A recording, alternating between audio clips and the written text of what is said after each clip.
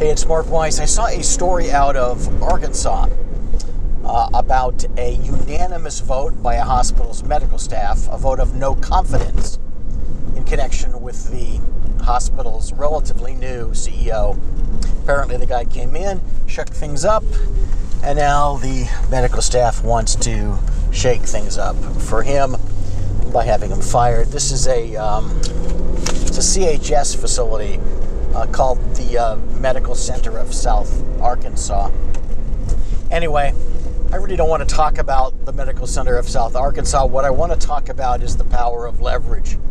Here we have what are normally, in the context of a hospital, a group without power. Seems strange, but the medical staff, in terms of exercising control over the hospital's administration, especially in a time of hospital-centric healthcare. But here what we see is another example of what Robert Tabor, the author of The War of the Flea, the seminal work on guerrilla warfare, described as the War of the Flea. The notion that a small and very organized group, the flea, can sometimes topple a larger enemy, the dog, by being quick, sort of too ubiquitous for the dog to defend itself. It's an issue of leverage.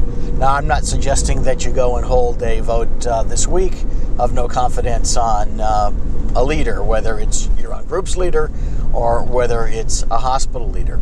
But what I'm suggesting is that what often appears to be a very powerful and intractable enemy can be toppled by applying the right kind of leverage. Think how that concept of leverage works and can work for you.